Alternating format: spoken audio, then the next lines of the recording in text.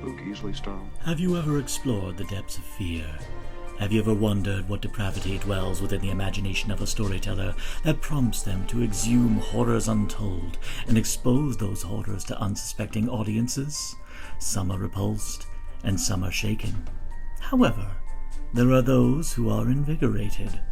So to those demented souls, we invite you to journey inward into the dark bowels of human imagination. Press play, and you will discover what's in the podcast. On the rivers of the Amazon. Wow, it's unbelievable. This river can kill you in 1,000 ways. In the waters of the Anaconda.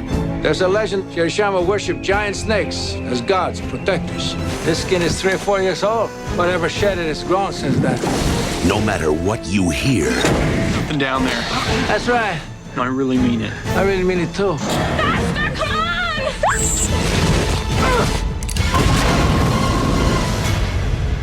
Anaconda. And welcome back to another edition of What's in the Podcast. I am doing this actually because I am totally from Paraguay, and if you're watching this right now, I'm doing a Robert De Niro fucked Danny Trejo face kind of thing right now. I am totally from Paraguay right now. Yeah, no, I'm not actually. God. How like John Voight's here in the room with us. Oh yes, it's like or either that or Tommy Wiseau after like 20 packs of cigarettes, kind of thing. Oh yeah, I had to. You're tearing me apart, John. Yeah, you're tearing me apart, J-Lo. Actually, you are squeezing me to death like the arms of my lover, Anaconda. That I will call Lisa. Good name for an anaconda. Yeah, I guess so. Yeah, as y'all have no doubt guessed, we are already having a great time, poking fun, but in great good spirits of the. And I'm going to tell y'all now, I'm saying mea culpa because this is a movie that I avoided for years until I watched it for the first time last year. And man, I am so damn happy that I have now become among the faithful who love Anaconda. And we didn't have room to slot it in for last year's Nature Strikes Back, but I made sure to remedy that this year for Nature Strikes Back Again month. And no doubt the voice you recognize is my good friend, Matt Kanopka, Killer Horror Critic. Welcome back. Yo, good to be back. So you probably told me, and I must have forgotten, but I didn't realize that you had just saw Anaconda for the first time last year. Like that, and why I want to bring that up is because that makes me. I feel like that adds legitimacy to the fandom for Anaconda a little bit because, I've always wondered if my appreciation of it is from nostalgia because I saw that when it came out in 1997 and I was like, I don't know, like 10 years old. And so it warms my heart to know that Anaconda is still making new fans all these years later. I rationalized it thusly. Around the time Anaconda came out, there was, in the late 90s, there was this kind of rebellion against camp. There was this kind of sense like everyone was like all trying to be like, well, I mean, yeah, because this is when the art house movement was in full swing. This is when people were trying to be like, all like, oh, we're not into those kind of films, kind of thing. And I unfortunately fell into that trap during that time period. So I did not have the appreciation for camp that I had back then. And it also didn't help that J-Lo, I mean, that was another major thing. She was like everywhere during that time. And with the exception of one remarkably great biopic and one visually memorable, but on the whole, woefully miscast performance in the Cell. Well, yeah. So Anaconda was like right after she was coming off of Selena, which is a great movie. That's a great biopic, and she's fantastic in it. And before then, she hadn't really done too much outside of music. Obviously, like she'd been in a few films, but I don't recall if she'd had like a major starring lead like Selena. Before that in Anaconda. So like. So the J-Lo of it all wasn't exactly throwing me off the time. And I also just wanted to mention, they totally lost. You all lost that fight against Camp because Yeah. like almost immediately after Anaconda, and in the early aughts, you got like Scary Movie and that whole wave of just like the dumbest fucking movies you've ever seen. So Yeah, so it's one of those things where as time went on, and this is also during that time period when I was cynical towards movies that I love now, like Deep Blue Sea. Now I fucking love Deep Blue Sea. yeah. Now, so that was during that time period when when my head was very firmly planted up my ass. So it took a lot of time to extract my head in order to like realize like, wait a minute, no, there's entertainment value to be had in movies like this. So it was kind of like an inevitable progression where after I learned to love things like Deep Blue Sea, in time I realized, and after when you watch films like Shark Attack 3 and learn to enjoy stuff like that and watch John Barrowman, I mean, Shark Attack 3 is fucking hilarious. I wish I oh could man, remember no, Barrowman's line where he's like, "I yeah, want to go home and feel a fuck," or little, like just yeah, no, something it's like like that. It's just so out yeah, of I'm feeling a little nowhere. wired. Let me take you home and eat your pussy. Yeah, yes, that's what it was. Yeah, no, The that's first what it time I heard was. him say that, I was like, "What? John Well, Barrowman?" no, well, if you know John Barrowman, you realize why that's funny. But Yeah. additionally, um, no, and the fact is that was an improv line. That's why she cracked it up. Like, and he did not intend for that take to make it into the movie either. That was entirely like a deliberately I don't know how he did it take. because it was fucking brilliant. Oh no, obviously the director loved it and they loved the reaction of the actress when he said it. So they were like, fuck it, it's in. And they just cut straight to the sex scene. And we're like, going, I can't believe that worked. Yeah. And it's so funny Oh, because that movie is so entertaining, and the first two Shark Attacks, which yes, I've seen them, are so not. oh yeah. So But we're not talking about that today. Today we're talking about we are big not. snakes. We are talking about big ass snakes. We're talking about Anaconda, directed by Luis Loza, with a all-star cast. Actually, yeah, pretty much an all-star cast, Mhm. including John Voight, the aforementioned J-Lo, Eric Stoltz, the bed that Eric Stoltz lays on, Ice Cube, Jonathan Hyde, who this is about a couple years before The Mummy for him. Mhm. But a couple years after Richie Rich. Yes, I remember Richie Rich. Um, oh, but a couple years after Jumanji, actually. Um, Mm. Owen Wilson, I think like this is like right during like his rise to fame, like in the midst of his Yeah. collab with Speaking of an actor that wasn't everything. yeah. And we never understood why. We never understood why, except with Wes Anderson movies. It always made sense with Wes Anderson movies, but everything else, Perfect in Wes Anderson movies. I was glad to see him beheaded in The Haunting. Sorry if that's a spoiler to anyone. anything that gets people away from that version of The Haunting, I'm totally good with. And also Carrie Warrer, who would have much better luck with spiders a couple years later. Hmm. Oh yeah, heck of a lot. And surprise appearance by Danny Trejo without his mustache. And if I didn't know better, I think he had lost weight because I barely recognized him in his Yeah, cameo. he's pretty thin in that movie, I think. Yeah. Yeah, came in for a little bit, I guess just for the opening prologue. I was like, I spent the entire time not enjoying the scene. I was like going, is that Danny Trejo? It looks like Danny Trejo. He's a little skinny. He has a mustache. I can't tell. He didn't quite look like Machete quite yet. Yeah, he didn't look like. Yeah, but I'm also like remembering him from Dusk Till Dawn. I remember he was a lot bulkier and from Dusk Till Dawn. So it's like, That's true, yeah. yeah, I don't know what happened there. So anyway, so for They're like, you, Danny, you gotta lose this amount of weight for the opening of Anaconda. It's important. you're all right, man. You know, and I had to be dubbed too. Yeah, I think he was dubbed as well. That's the other thing, because that voice did not sound like his voice.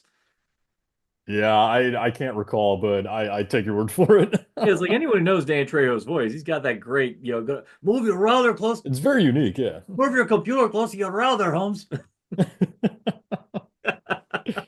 I'm only going to listen to half his opinion.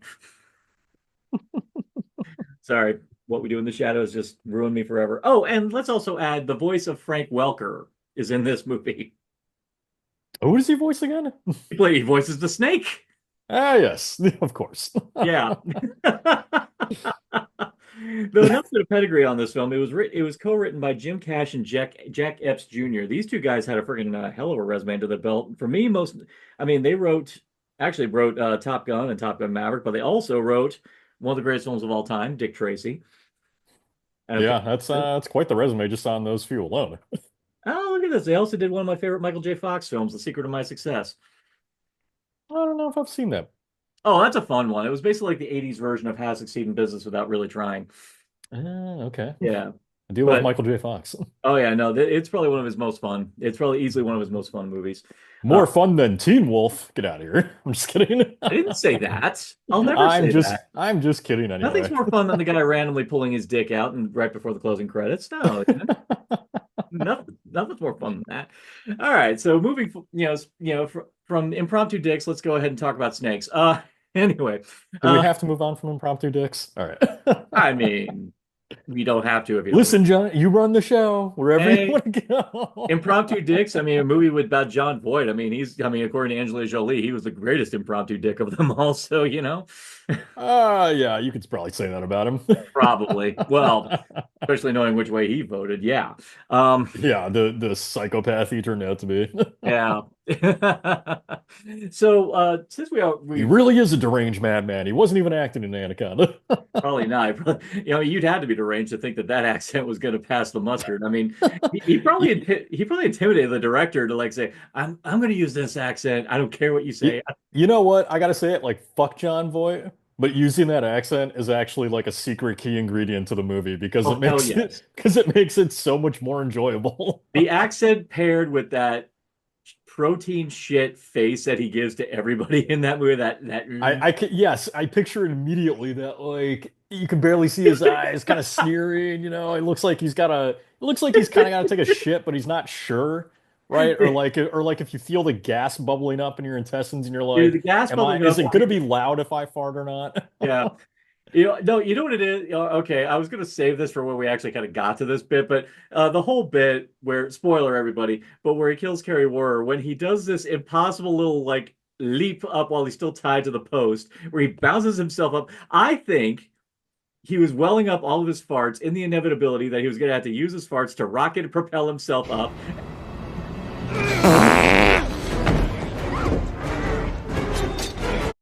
He had plenty stored up, I'm sure, from the crafty because I've eaten crafty on these films and it'll do that.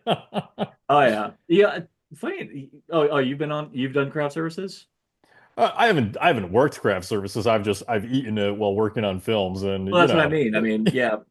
Okay, I've done craft like once a long time ago when I did a commercial for Blue Cross Blue Shield, and even then I was like, holy shit, this is like high quality for a freaking commercial. I was like, holy shit. it depends on what you work on. Yeah, I mean, this commercial freaking had the DOP of freaking Death Trap, Andrzej Barkowiak. I was like, holy fuck, Oh I shit, know that okay. guy. Oh no, and I immediately walked to him when I realized who it was. I walked to him, I was like, oh dude, you did Death Trap. And he's like, I can't believe you remember Death Trap. I'm like, hell yeah, I remember Death Trap. One of the best How can Michael. I forget Death Trap?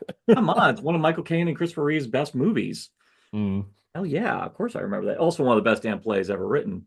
But mm. anyway, so since we've kind of talked about my history with Anaconda, let's go and talk about yours. When you first saw it, like what was your world of when you stumbled on this movie? Oh, I mean, so like I said, I first saw this when it came out in theaters. I did not see it in the theater, I don't believe. But yeah, I was roughly like probably 10 years old or so. And, it was one of those movies I remember going to Blockbuster back in the day, and I get to have like my one movie that I pick out, and my movie was Anaconda, of course. Mhm. And it was And PG-13, so you could get away with it too. yeah, I mean my parents were weird because they honestly like didn't give a fuck what I watched as far as horror went. I mean, because at that point I'd already seen, Nightmare on Elm Street and like all these other R movies. But they didn't like me watching like Beavis and Butthead or Ren and Stimpy, I feel so that. like Oh so no, I always thought that was every kind of bizarre. You're like, yeah, sure, you're fine with me watching like hardcore sex and beheadings, but God forbid I see like a pimply ass on a cartoon character. yeah. Oh my Um, God, no. Everyone else, for every other kid my age, marijuana, porn, that was the contraband that they hid in the house. Me, it was bootlegs of Beavis and Butthead. No, my mom got yeah. so pissed every time she found anything Beavis and Butthead related in my house. And I was like, uh, you need to sort out your parental priorities. Get the secretly gay for Tipper Gore out of your mouth. Jesus. I mean, it was just funny. It's like it's on cable TV. You're not stopping me. I didn't have cable. So, Oh that's why I well, had to okay. bootleg So it. in that case, you had you That's why I then. had to bootleg it. That's why I Yeah. had to bootleg it. I had a friend like record them off TV. So yeah, so it's just so ridiculous the way parents the battles they chose to police your content. So Yeah, it's why it's probably better off that I'm not a parent because I don't think I'd do any policing, and I feel like that's maybe not the way to go either. I don't know. I don't know what the right decision is. I'd fuck up the kid, I, but well, funny enough, we did a whole podcast episode talking about this very thing about like when to expose kids to yeah. horror. The way I see it, I think you just have to kind of create tiers, just kind of like a level of ascension. Fortunately, like some of the great horror filmmakers have dipped their toe into family fare. Hell, even Eli Roth did, to kind of like because he knew kids love that gateway. Anytime I think about the fact that Takashi Miike makes family films, it like blows my mind. I But so tracing the tail of the snake back to the head, a thing now, I guess, that I just made up. Uh, yeah, no. So I remember seeing this and like I just had a fucking blast with it, and part of the reason is like so everyone kind of has their favorite subgenre of horror, and for me, even though these aren't always the best movies, I've always been a monster kid at heart. So like Mhm. anything creature feature, animals attack, which I know not monsters, but the anaconda is kind of a monster.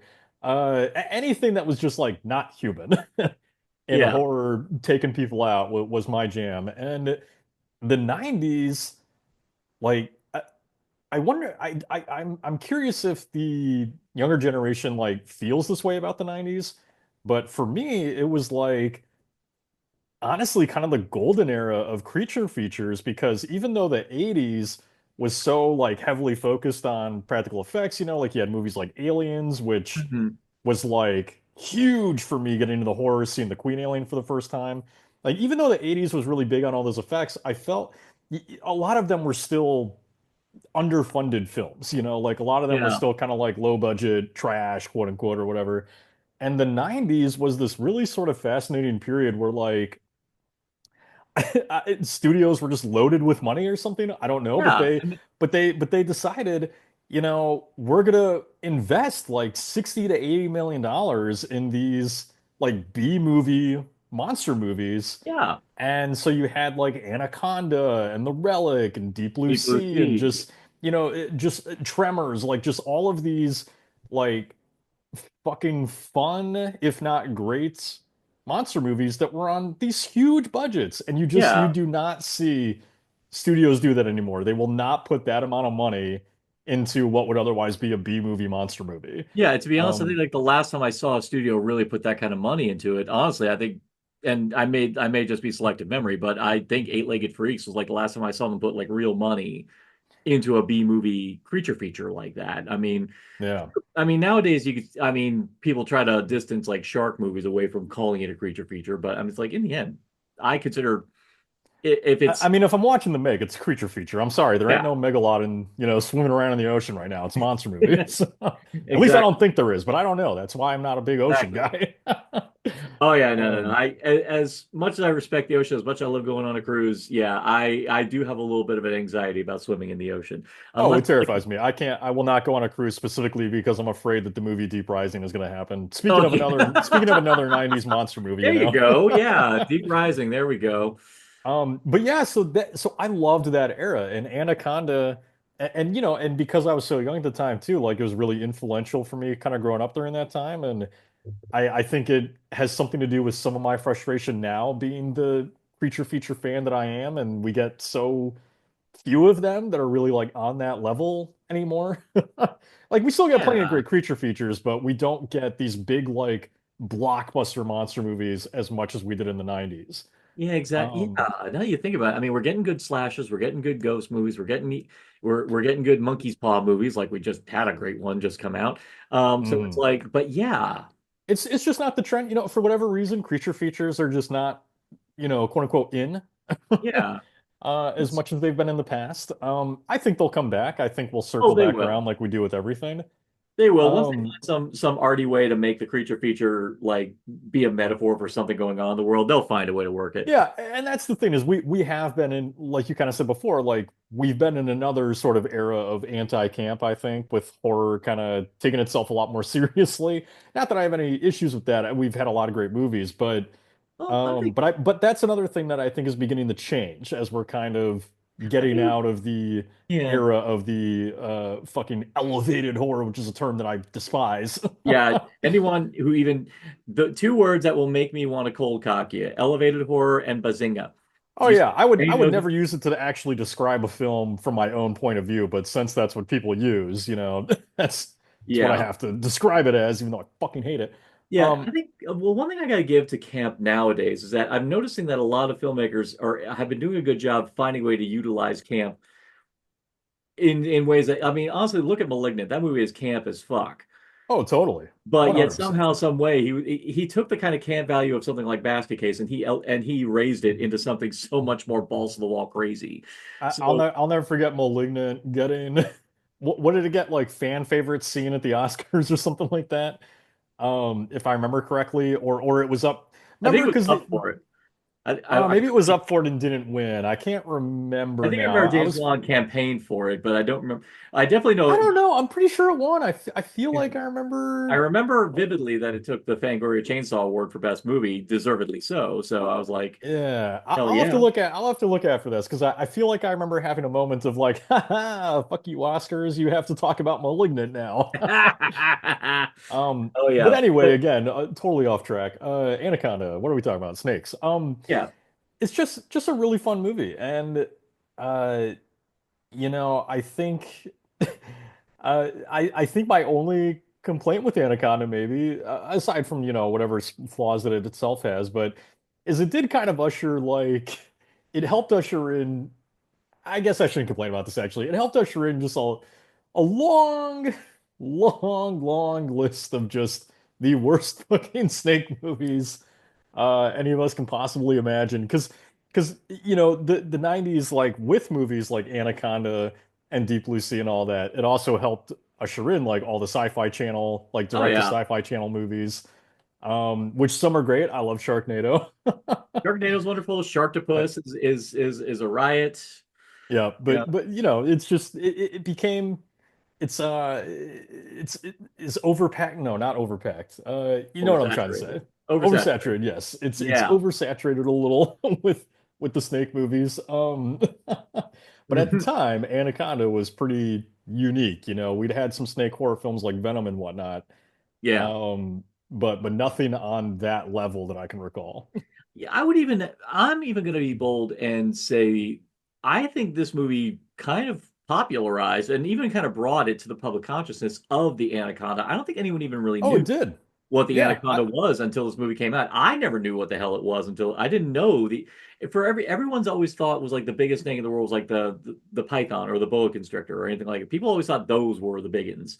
But mm. when this movie came out, that's when people were like, wait, what the hell's an anaconda? And, and lo and behold, now when people think of like, you know, as Kevin Smith would say, big snake, they think freaking anaconda. Yep. So this movie really did kind of bring that to people's consciousness, which I give it props, giving it props. So Yeah, I had never really had a fear of snakes at all before this movie. And I still don't necessarily. My mom's bad because she had a traumatic experience with mm, snakes where they were fishing and a bunch of snakes basically started just falling from the sky out of a tree. So I should, that was yeah. not ideal for her. But I had never really, what Anaconda did for me is two things. Is it highlighted, I think, the fear of just how awful it would be to die by a Oh snake, yeah, with the slow digestion passing through the body. yeah. And then what that did, because you have that scene with John Voight where he gets spit up near the end.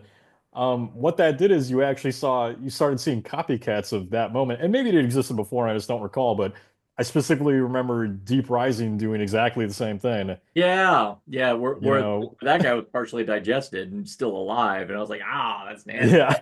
I love it. Yeah, good stuff. But yeah, actually, we haven't even really gotten to it. So go ahead and give me a brief synopsis of Anaconda.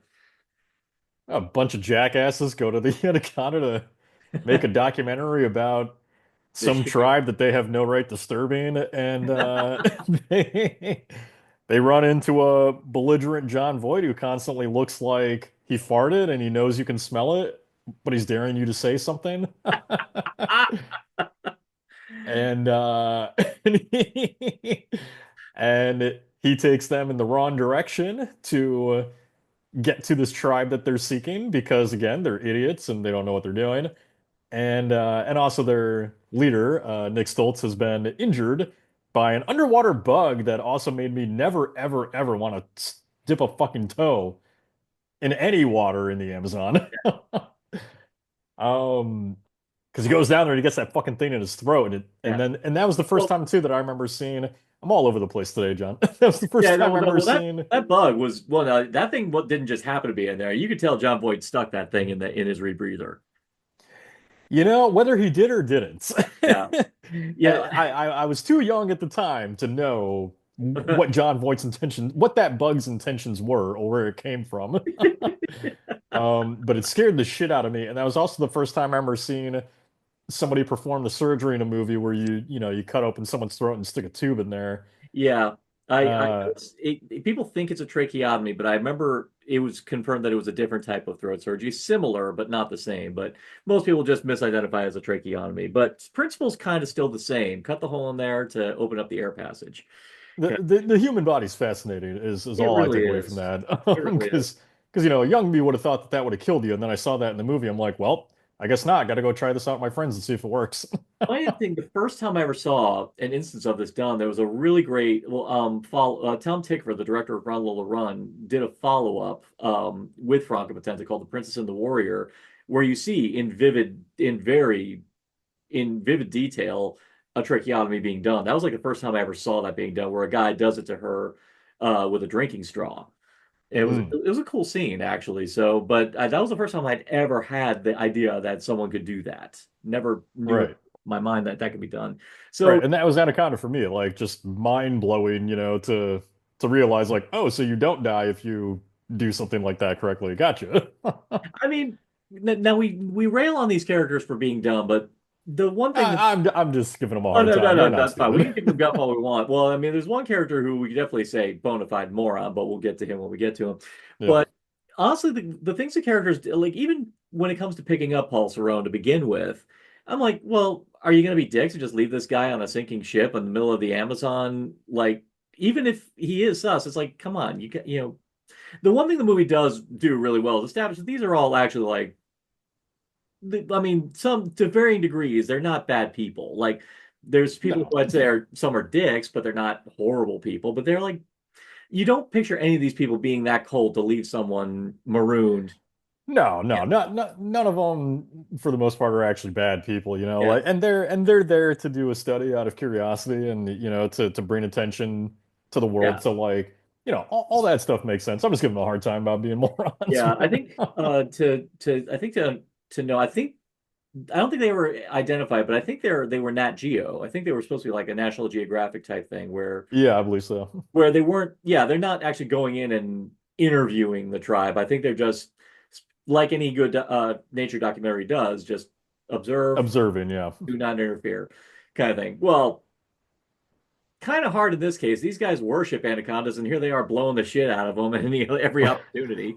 Well, they believe they worship the anacondas because I believe like Nick Stoltz kind of contradicts John Voight's character, where he's like, "Oh, well, Oh, I believe that story's actually from this tribe," and oh that's my when John God. Voight's gives him that look of "You smell my fart." Now, Um, one of my favorite moments in the movie, which honestly I just love the sheer bitchiness of it, but I love how Westbridge, I believe the character's name, played by uh where he's like trying to do his job, doing the narration. Then also I love a Paul Serone comes in going, I know, and I'm like, he just ruins the take, and he wh- waits for that moment. He waits for which that is moment. basically what happens on set all the time. Like Oh yeah, anytime you're shooting in public, you always get some asshole like stepping into the camera or whenever, like whenever you see a news reporter like out doing coverage and someone just steps behind them and is like making faces and shit. That's John yeah. Voight in a nutshell in this movie.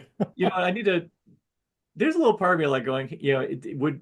Well, actually, funny enough, here's a little foreshadow to everybody. Sometime in August, we're planning a little game involving what horror characters serve the most cunt, and I'm I'm actually thinking of putting Paul Cerrone on that list because like sometimes he tends to. Oh, he passes. I mean, his face is constantly resting bitch face. Like, Oh, yeah, absolutely. Yeah, resting bitch face or blocked fart face, one or the other. Yeah. But the other thing I have to get to the characters is that they're not just automatically assuming that Paul Cerrone is like on the level like no, they're everyone looks at him like going, okay, this guy's off, but again, we don't want to leave him lying around because we're not dicks. yeah. So, and then of course he throws the little carrot in their face saying, "Oh, I know where those guys are. I know the quicker route. Come on, follow me. Hmm. Come on." Yeah, I we definitely got to trust this guy who has us blowing up, blowing up blowing up a man-made dam. yep, dams. There's the word I couldn't think of it. Yeah. Yeah, blowing it, which I do think is a funny kind of irony, like you just said, they're there to observe and not disturb, and here they are like blowing up what they believe to be dams made by the Yeah. tribe. If the whole thing went off without a hitch, that never would have happened to begin with. If Paul Cerrone just had never shown up, the whole thing would have gone off fine. Would have been good.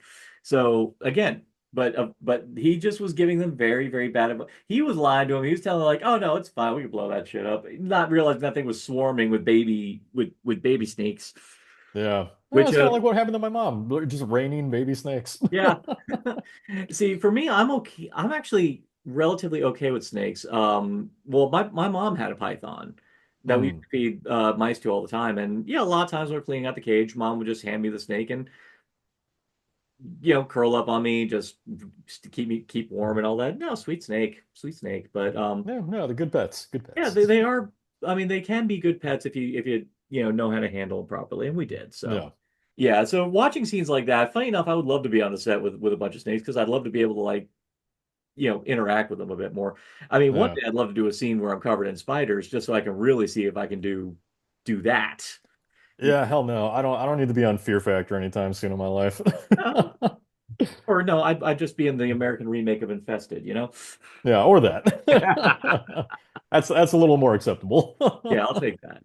I'll take that. So, yeah, as you can kind of guess, yeah, well, let's go ahead and talk about Eric Stoltz because let's face it, we're not going to be talking about him way later on. But the main Since he disappears from the movie. the main joke I have to have about this movie is the fact that he made more money laying in bed than he probably would have made for the 3 weeks of work he did on Back to the Future.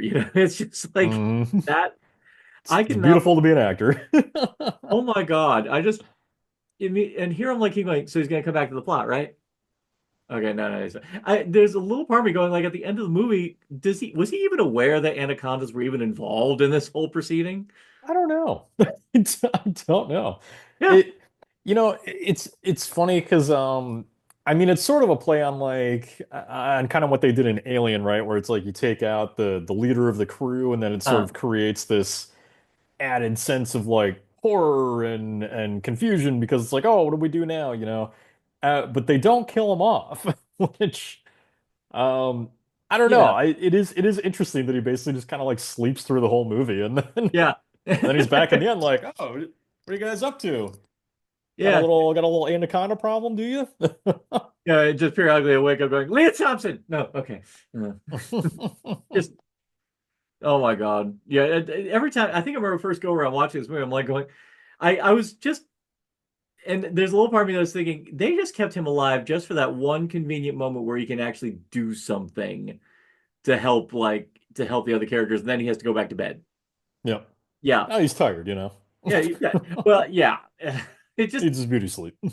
and it's funny because in the beginning of the movie they're setting up that he has this history with Terry Flores, J Lo's character, that he's clearly being set up to be like the romantic lead No.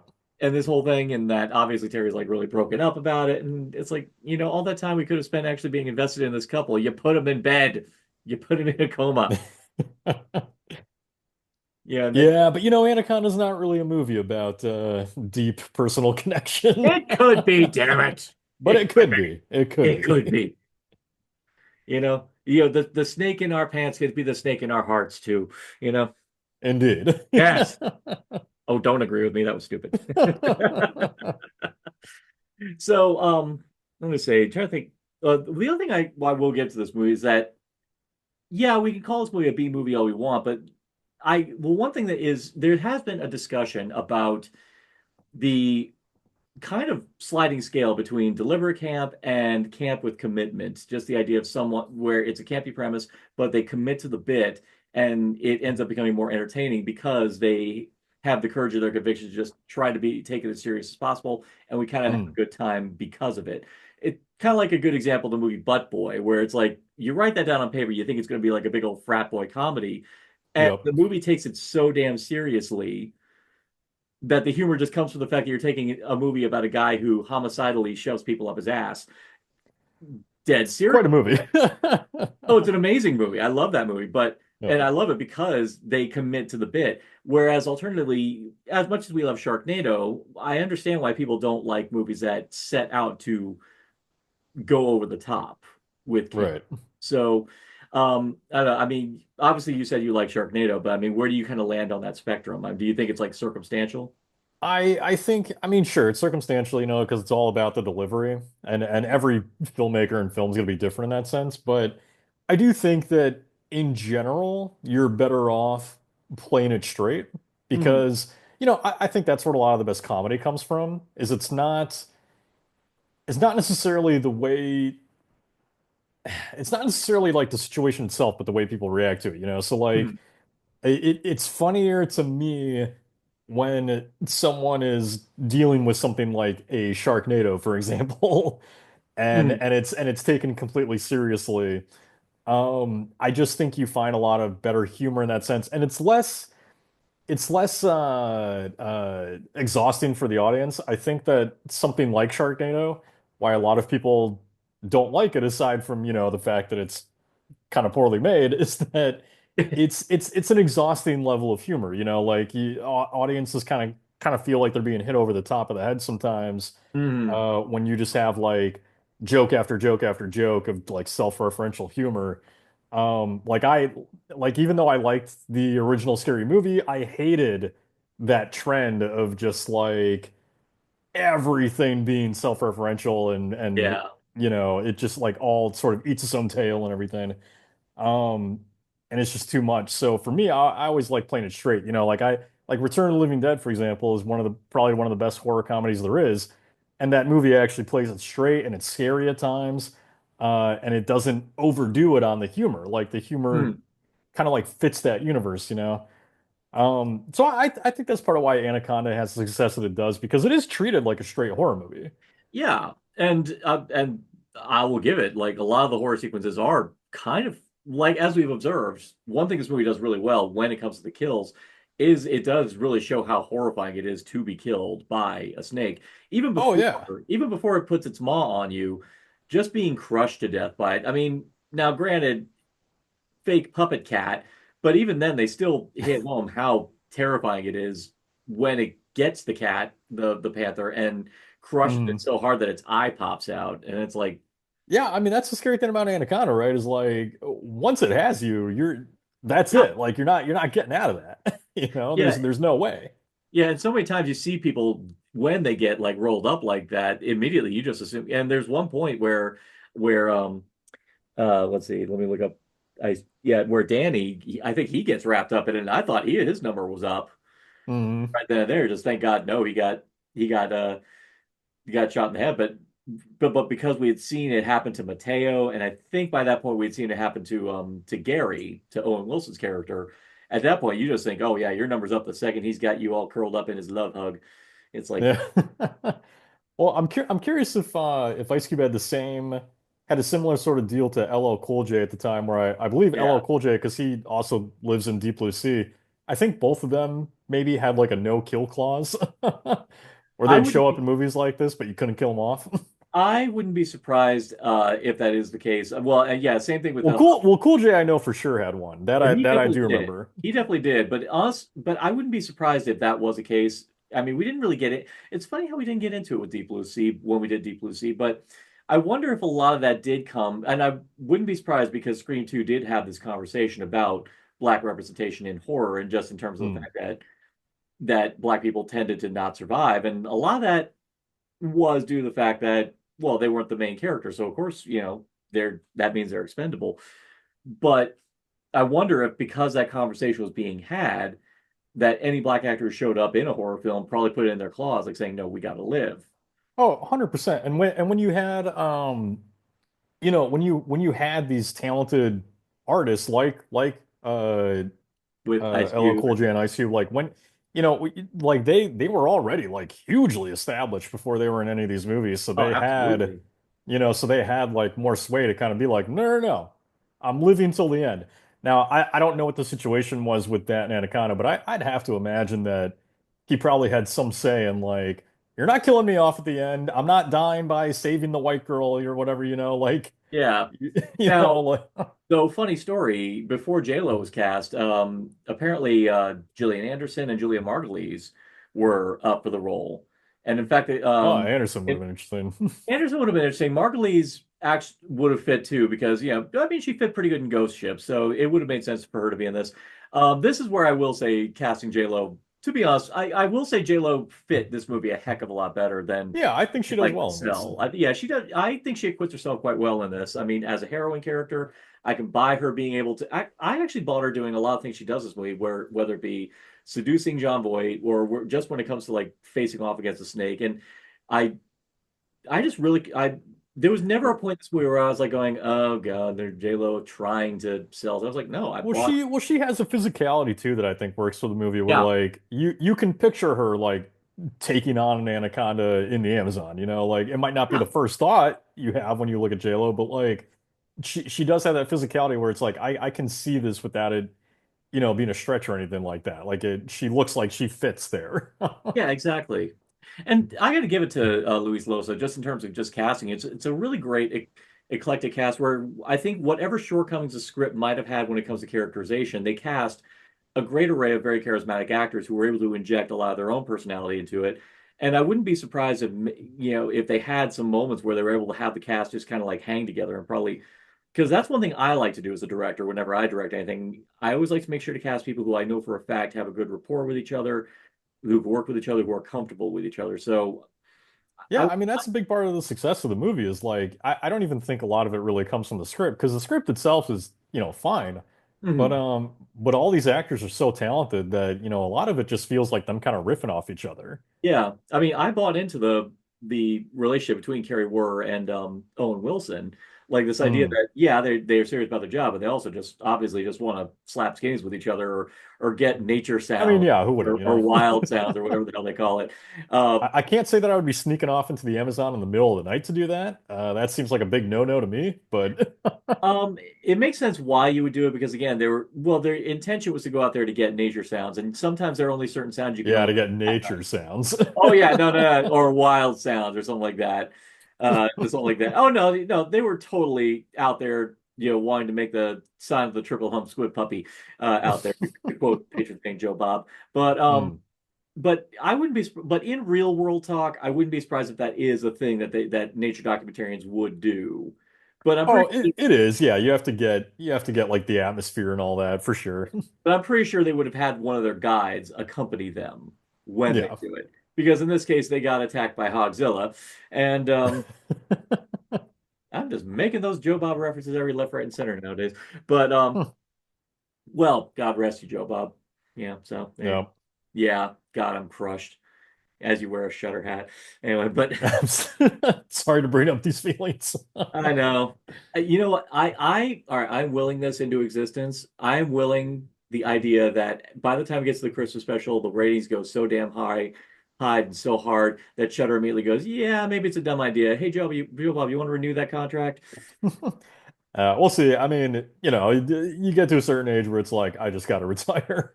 Oh no, well that's the thing. But Joe Bob is insisting. He's like, oh no, I'm still doing shit. No, he's definitely yeah, not. He's adamant that he's not stopping. So it's like, yeah. yeah, so it's not. So whatever happened, it had nothing to do with him. Yeah. So, but that's the big thing about this movie is that they do a good job. Well, one character I was immediately like, the movie was prepping you to not like him just because he's a smug little ass, especially when asking Denise to handle his luggage and all that. Is Westridge? He's a character who you're expecting to be like.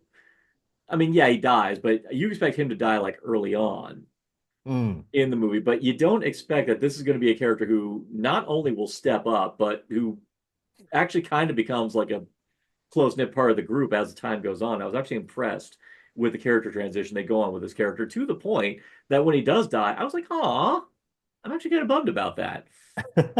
Well, I mean, that's kind of a specialty of Jonathan Hynes, I think, where like Yeah. because he's really good at playing a pretentious prick, but but he also has an ability to like kind of show that there's like a wisdom with him, Hmm. that like, maybe he's that way because he understands too much about the world, or like Yeah. he makes you sort of like end up feeling for him, I feel like almost no matter who he plays. I think a prime example of that idea of him and why I think he's just such a spectacular character actor, I think would be Jumanji, to be honest.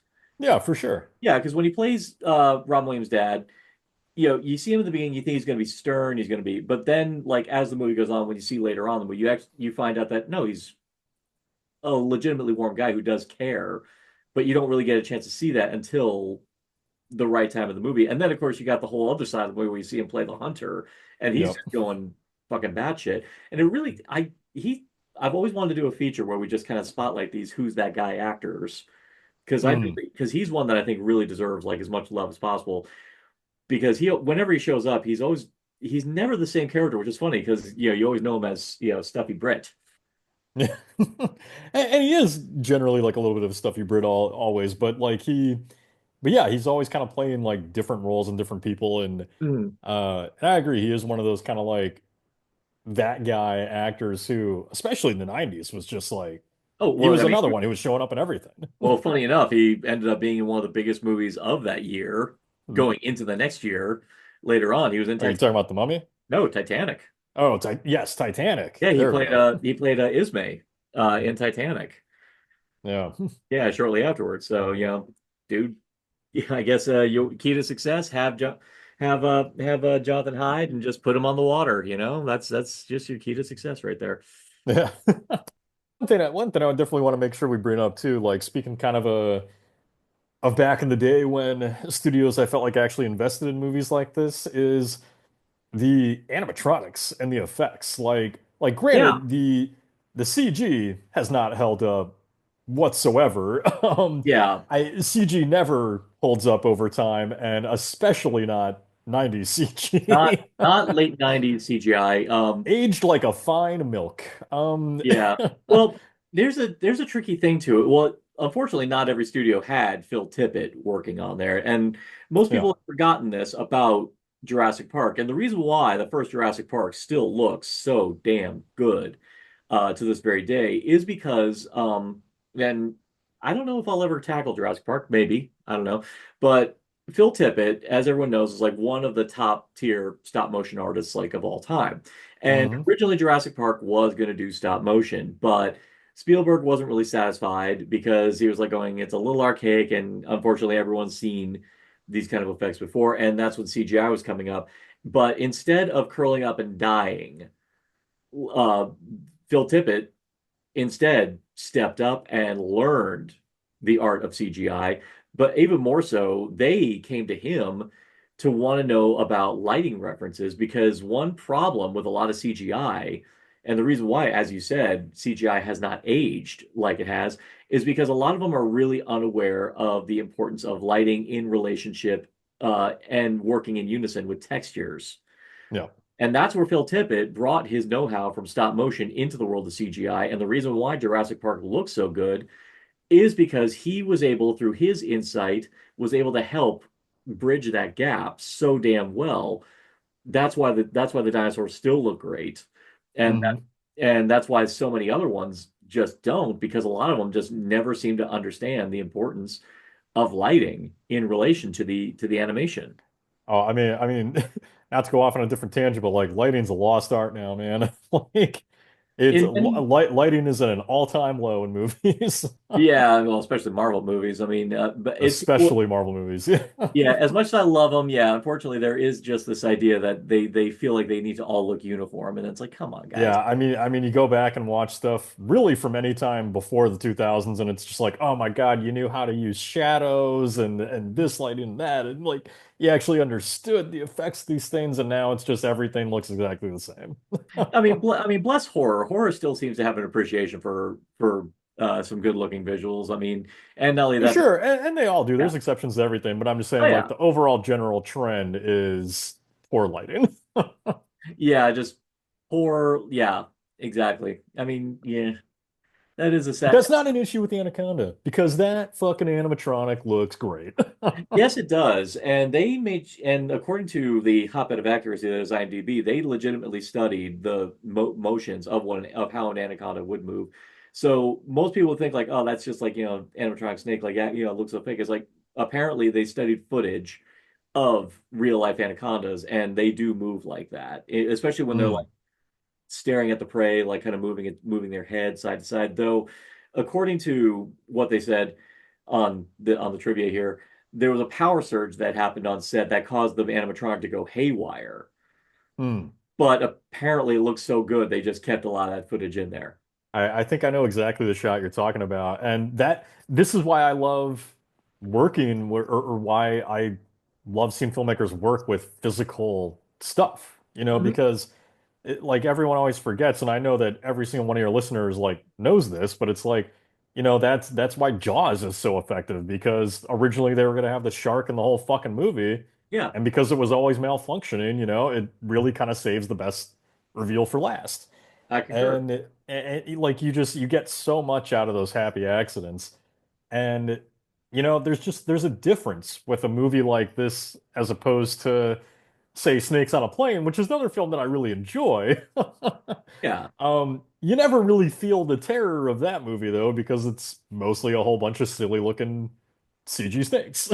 yeah, exactly. And you actually feel like a sense of fear from these characters because they're there on the set with that thing. They're not just staring at a fucking tennis ball being waved around. Precisely. I mean, the only times really I noticed in this movie where they use CGI is I think when they feel that it has to, where I think they feel by necessity it has to. There's Specific, certain sequences like seeing I think is it Westridge, I think, who gets yeah, kind of rolled up in the air. yeah. Oh yeah, oh yeah, that great bit where he makes a desperate jump and yeah, he gets rolled up like that. Or Yeah, even like you obviously couldn't have shot that physically at the time. yeah, or same thing with Mateo actually. He kind of goes the same way where it's where with it, well, there's also I wouldn't be surprised if there would have been a risk factor of trying to do it with animatronics because that could, if something goes wrong with the hydraulics or the wiring, that could potentially real life crush him. Oh yeah, that could go south pretty easily. So And so I mean yeah, there are definitely cases where like CG is acceptable and the best way to go, um mhm. but it's about pairing the two, and I really wish we saw more like kind of like again that just sort of golden era of like animatronic creature features. Yeah. It would be nice. I mean, every now and then you got a filmmaker that kind of pokes their head back into trying it, and but unfortunately never really hits like the impact level. Even a creature feature I love that came out recently, Monstrum. Mm. Freaking amazing film, like for a lot of other respects. But when it got CGI, even I had to go like, Ew. oh, good thing the rest of this movie's so damn good because I can forgive because it's easier for me to forgive this. But Lord knows if the Right. script were terrible, I would not be. I'm better with it now than I used to be. Like back at that time in the 90s when I was a kid, like if a film heavily featured some pretty bad CG, I was like, this movie sucks. Even if the rest of the film was great. I think when you come after, I think for me, just after watching stuff like Spawn or Mortal Kombat Annihilation, I think the bar just gets so freaking low that Yeah. anything else, I think that's my attitude nowadays. I think nowadays, just after I've seen so much how bad it can legitimately get. Like again, when you've seen people flapping at GIF birds with coat hangers in a static shot, like Birdemic, I think just after watching stuff like that, I think I'm just good watching anything else afterwards, and I'm just looking at it going, nah. I I just read it as this is probably the best you could do with what you had, and Yeah, it's an experience thing. Like once you've seen some of the worst movies of all time, you're a lot you're a lot more forgiving of others. exactly because in the end, I think But this was like, but you got to think like that age, you're typically like you're just discovering the genre, right? So like I'm watching things like Psycho and A Nightmare on Elm Street and Halloween for the first time. So like when you go from that to, Sharknado, it's like, Mhm. huh, bit of a drop off there. Oh yeah, a bit of a drop. Yeah, again, I think, but I think that's where we can't see. this is why I am okay with deliberate camp because that film goes well because I think they know damn well is that they don't have the budget to legitimately make a great looking CGI Sharknado. That I think Sure. they know. Okay, well then let's just own it and just make it as campy as possible, just so people can. So the least that they can complain about is the CGI because look at the rest of the movie. No, for sure. You got to know what you're working with. Like if you're trying to make Jurassic Park on $10 and make it a serious film the way Spielberg did, like probably the wrong route, you know? Oh yeah, and You again, want yeah, and again, even if they did stick with stop motion, it's like if you go back to Doctor Who during the third Doctor era when they did an episode called Invasion of the Dinosaurs, there's one point where a pteranodon pokes his head into a jeep going, and I just kept going waka waka waka waka. It looked like that. So it's like after you've seen that, I can yeah, handle it. when you got $10, you want to go the Carnosaur route, you know? Oh yeah, or the yeah, Or as or Invisible Raptor, which I saw recently, which is pretty fun. oh really? Have you seen Invisible No, Raptor? I heard of I got whispers about it. I just didn't know. Well, first. You'll you're gonna enjoy it. It's really stupid and really fun. That would be, I'm not gonna lie though, that would be a terrifying concept. I mean, raptors are already terrifying enough because they're practically invisible when they're hunting, but it's like, goddamn, that would be, And this raptor's always trying to kind of hump you too. So, oh, it's double the dose of deadly. oh, oh my God. Yeah, Yeah. now, and speaking of forced entry, Oh the thing God. this one did incredibly well was, Saron's kill, I will say this, and nothing about having a great villain character is as much as we love to watch them be a great villain, I love it when they make his death worth watching too, as well. And Cerrone, it's not enough to just, crush him, but then we get a Little Shop of Horrors inside the mouth style shot, which I know was practical, but Oh God, yes. Yeah. yeah, and I'm pretty sure so many vor connoisseurs were probably jerking off during this scene, but I mean, uh, but even then, it's just cool that they took the time to make the interior of the snake so they could slide, so they could do this. Because that's a horrifying thought in and of itself, because he's not dead when Yeah. that's happening. So he's watching Well, him slide down the gullet of this snake.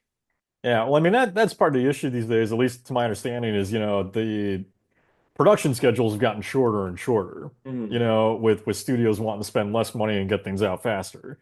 And so back in the day, you had you had a little more flexibility, I think, to put in sort of glamour shots like that, right? And like I can't say I don't know if I should say things that I know of, but I know of films where like I know of filmmakers having had this big elaborate shot planned and it would have looked fucking amazing, but the Hmm. studio tends to come back and say, we don't have time for your like artsy fartsy shot, just shoot it and keep moving, and Yeah. that's sort of like the attitude. It's always been there, but it's kind of gotten a little heavier these days. But yeah, no, that's such a great shot in Anaconda, and I love his death. Like No. even just him being spit out and then kind of winking, like you mentioned that Yeah. that he should be up for this Cunty Award. Like he really is just the cuntiest character. Yeah. One of the cuntiest characters in a horror film that I can think of off the top of my head, where it's just like even in death, even half digested, he's Yeah. still fucking with them. Yeah. He's still kind of a, yeah. Just even then, I love the fact that he is so unapologetic about everything he does. It's just such a wild ass character. And yeah, people could go around complaining about the fact that his accent is terrible, or just the fact that, And it is. We're not denying that. and well, hell, when you can't really identify what country I mean, he's claiming to come from. Admittedly, I'm not a linguist, and I don't actually know what people from Paraguay sound like, but Mm. I even so, it's like it's that thing where you just lean so hard into you don't care because what you're presented with is so singular and so memorable that I love it as it is. Just I and I mean, love, a way I like to justify in a case like this, the bad accent is like he's putting on a show for them, so Mhm. maybe he's just kind of, maybe that's his way of like, I'm gonna make up an accent to sound Yeah, like I'm from around here and know what I'm talking about, even though it sounds nothing like what it yeah. should. Or even if we want to rationalize it a little bit further, you could even say that this is a person who is a well-traveled individual, probably has been traveling Yeah. for a very long time. It has been said that there are people who, if they're so well-traveled that they go from country to country, their accent could be just a big old like melange of like the accents of various countries they visited over the years. Now, it's alluded to the idea that Cerrone, before he was a poacher, he was a that he was um, trained to be in the clergy. I think they allude to that idea. Yeah, they do. Yeah, Which is, which I was going to say is hard to envision, but then you think of, some of the average clergymen and, maybe yeah, not when so you hard think to about the clergy, envision. yeah. But even more so, like how many times he's quoting or quoting scripture. Like I think when he's like when he's either about to kill someone or when he's putting on a show, like in mourning other people. Yeah. Well, so he definitely knows the scripture. So that's an interesting little dynamic with the character. But yeah, knowing what we know about the clergy, it makes perfect sense that this guy would. Well, I mean, when you're reading a book where it's all about glorifying, death, destruction in the name of God, he's It's he's like Alex from A Clockwork Orange, where he's like, I like the parts where I'm whipping Jesus. what's interesting about that is so you kind of have like this sort of faith-driven person in John Voight's character, right? Where he's like the villain. And I find that it's kind of fascinating because this was what, like 1997 or 96, 97, right? Yeah, And yeah, and just a couple of years later, I've always sort of been fascinated by sort of the approach of the millennium in movies because it's like mhm. people sort of found their fear of God, and 1999 just has like all of these like sort of apocalypse and faith-driven movies where that are about Satan and Yeah, the devil and possession and all this stuff, and it's yeah, that like was we suddenly like we're please come help us, priests, yeah. This is for around the for a time. year. Yeah, this was around the time we were getting movies like Stigmata and End of And Day. End of Days, Arnold Schwarzenegger taking on the devil. I will go to bat for End of Days. I thought that was actually a cool ass movie. I think I It, dug it that. is it is a cool movie. Not obviously not one of his best, but it's still fun. Well, I might even say just for Arnold in terms of his acting. I think it was probably one of his best acted performances. Like, And yeah, yes, one of his better performances, not one of his most memorable, but he is yeah, actually like legitimately good. yeah. Damn. I might have to do an episode on that one at some point. Yeah. Damn, might have to. So, in looking through in research for this, there was also some facts about the Anaconda, which, of course, which for obvious reasons the movie did get wrong. Now, according to record, the largest Anaconda on record was somewhere like 17 feet. Now, this movie's making it out like it's going to be 40 feet, Right. kind of thing. So, and then another thing that is factually wrong is that anacondas apparently do prefer live meat. So when Cerrone shoots the monkey, which, fuck you, killing the monkey. But Yeah, poor little monkey. yeah, exactly. The All he monkey did didn't. was want to throw shit at you. Come on, man. Yeah, come on. All you want to do is jerk off and throw shit at you. I mean, you pay for that when you go to New Orleans. Come on. You pay for that when you go to OBT in Orlando, so come on. What's the difference? Come on. But but honestly, and I even love the bit of a fuck you that the Anaconda gives, like when he hawks up the Spits it monkey out, again. yeah. It's It so was good. it was kind of like the demon in Drag Me to Hell, where it's like, we don't want your fucking cat. Well, yeah, it's funny then, right? Because John Voight got it wrong, Yeah, but the movie itself actually kind of gets it right. yeah. Oh yeah, the movie did. Yeah, Snake expert my ass. yeah. Well, how much of an expert are you gonna be if you're gonna kill the damn thing? But yeah, and another thing, these are things I just did not expect about this movie when I finally did sit down to watch. First off, the major thing I was definitely not expecting was that we were going to get a kick-ass third act, like a big final climax of the sucker. And I like how hilarious it is the notion that Cerrone, after he got tranked, I guess was able to retain consciousness enough to swim all the way to that refinery because I guess he knew they were going to be there. And I guess he already had gear already set, including a net and everything like that to go Pete's Dragon on this thing's ass. But He's a man who plans ahead. yeah. It's like, come on, only Batman thinks this far ahead.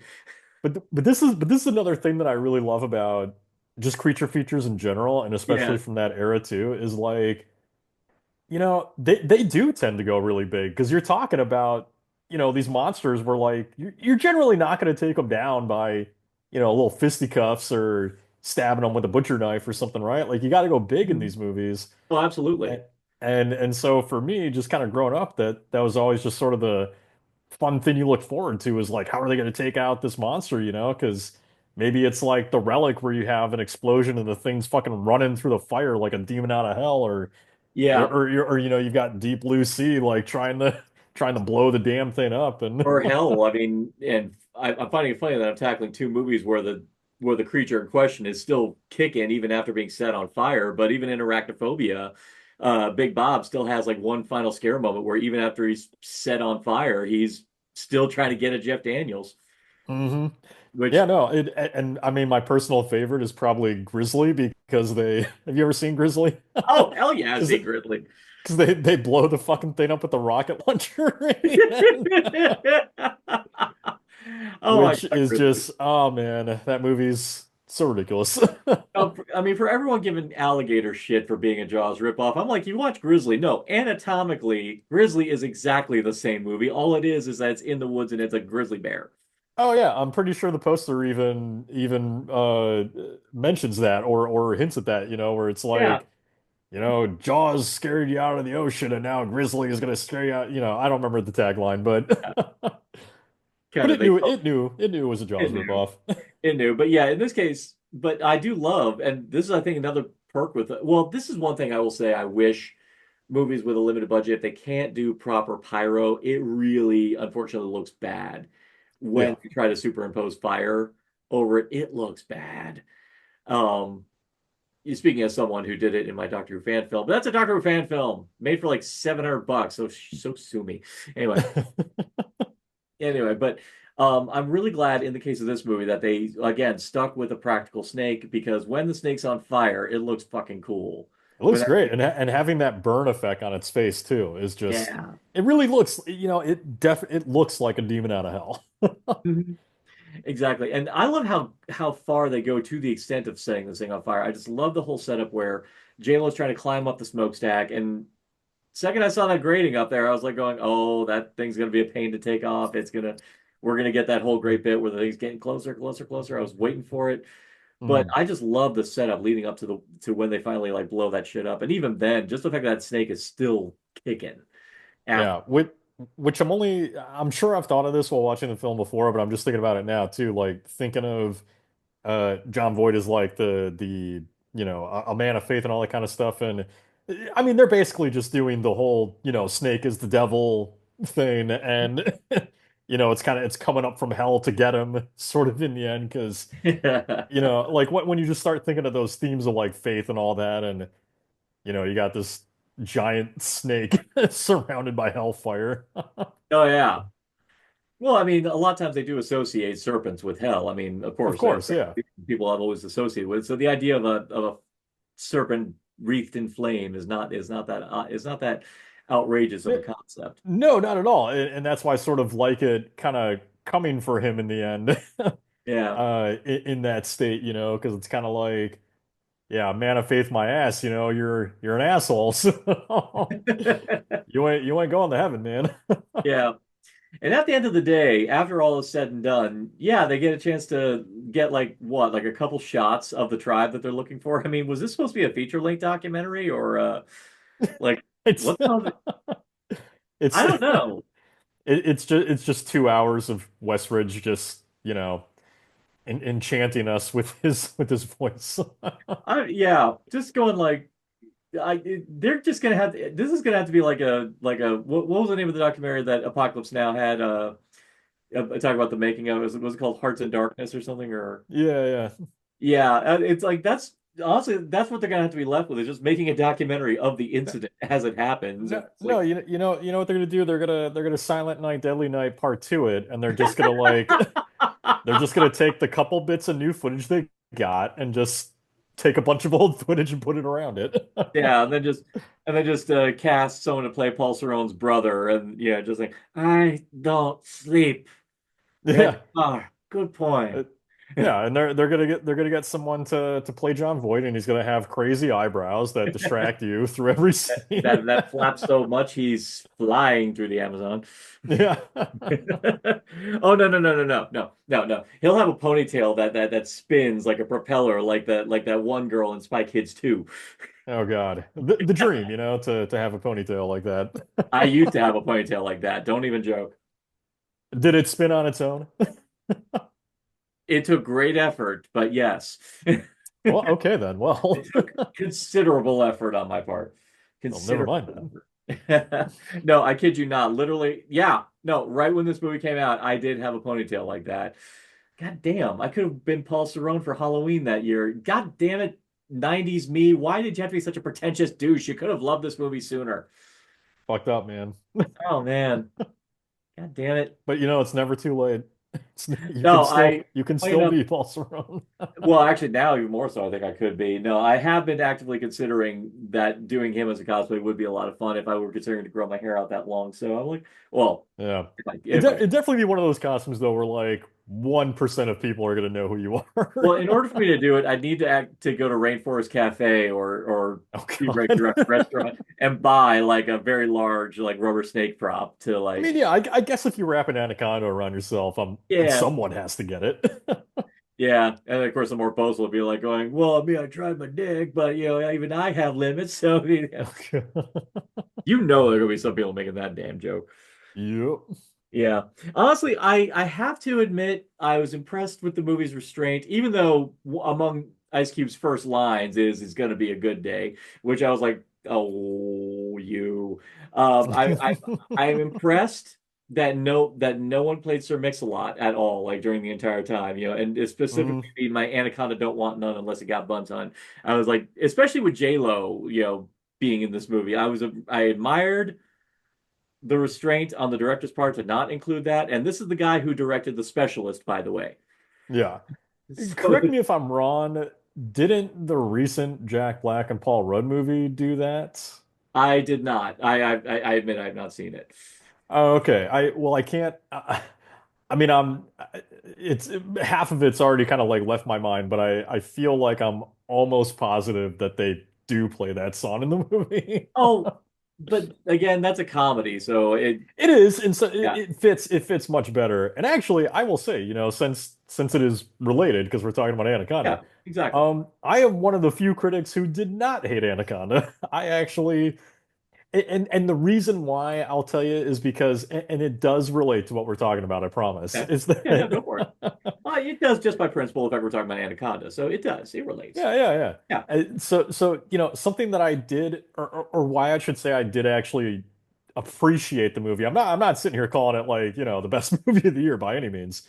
But why I did enjoy myself for the most part is that the new one is really kind of about that feeling that all of us, or well, I shouldn't say all of us, present company, but the feeling that a bunch of us got when watching Anaconda for the first time as a kid, or when we were young and like highly influential and all that, is like, it is a movie about nostalgia, but it's also just a movie about like love of film and like wanting to share that love with the next generation because Jack Black plays this filmmaker who like loved Anaconda. It was his favorite movie with him and his friends when they were kids, and now he kind of wants to like share that love with his kid. And Hmm. it, and so the whole movie is just kind of like this, you know, just this big expression of love of like, the movies that we grew up with.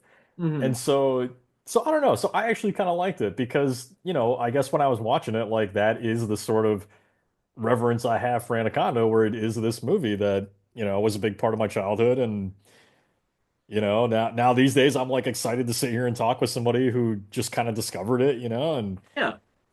And what? Also, when you put it like that, I think that is gonna kind of nudge me. There's a little part of me like always saying like, no, I'm gonna watch inevitably because Paul Rudd's my man crush. So, well, one of my man. I have this weird penchant for having man crushes named Paul because between Paul Rudd and Paul McGann, it's like, yeah, what the hell? yeah. I Yeah. mean, it's definitely stupid. Like there's some really just, childish humor in it and stuff like that. But like overall, I enjoyed what it was wanting to do. You know, Mhm. like I didn't have a bad time.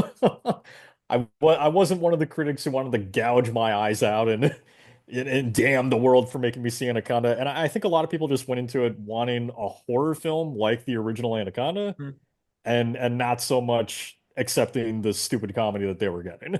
Yeah, So I when I saw the trailer, I had a feeling that that's what they were going for. So I have a distinct feeling that when I do sit down and watch the film, I'm just gonna know going in is like, listen, this is a film that's very clearly about people who love something stupid and just wanted to share their love of it.